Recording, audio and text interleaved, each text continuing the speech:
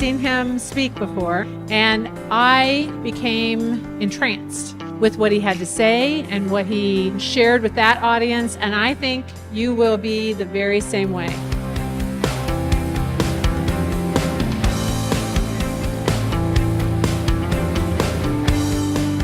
So here's our number one finding after 24 plus years. It's getting harder to recruit, manage, and retain the best people. Yes, we've done 24 years of research to come up with that. I know some of you are thinking, hey pal, you could have just called me. And if you're in this room and I've interviewed you, I promise not to reveal your identity. For me, what's more interesting is why is it getting so much harder to manage people, and why is it getting so much harder to bring in the best, to drive what we call discretionary performance, and to retain the best. You say, I don't have enough time. The one thing I don't have is time.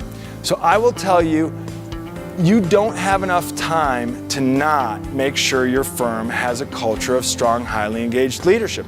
Remember the costs when leaders are not managing upfront, in advance, guiding, directing, supporting, and coaching, spelling out expectations, and keeping track. Problems occur that didn't have to occur. Problems get out of control that could have been solved easily. Resources are squandered. People go in the wrong direction for days, weeks, or months without realizing it. Low performers hide out and collect paychecks. Mediocre performers mistake themselves for high performers. High performers become the most likely to leave, and leaders end up doing tasks that should have been delegated to someone else. You don't have time not to do this. I've given thousands of speeches to hundreds of thousands of people since 1995. My goal is to make my presentations one part insight, one part information, and one part entertainment. What most leaders tell us is, I go talk to my people and say, hey, listen, we need you to do more, better, faster. And they're like, oh, yeah, well, thanks for coming over here to talk to me. There's a few things I've been wanting to talk to you about. I don't think I can work on Thursdays anymore. When managers start to hear the best practices that we've identified in our research, they start nodding their heads because they can hear that, yeah, this I can do, this is gonna work for me. You know, Gen Xers like to be left alone. So the millennials come in and nobody's ever left them alone for a minute. Right? So they show up on day one and they're like, I'm here! And Gen Xers are like, yeah, you know, figure it out, kids, sink or swim, reinvent the wheel, leave me alone, nobody held my hand. The day-to-day supervision should be intense, dynamic, and highly engaged.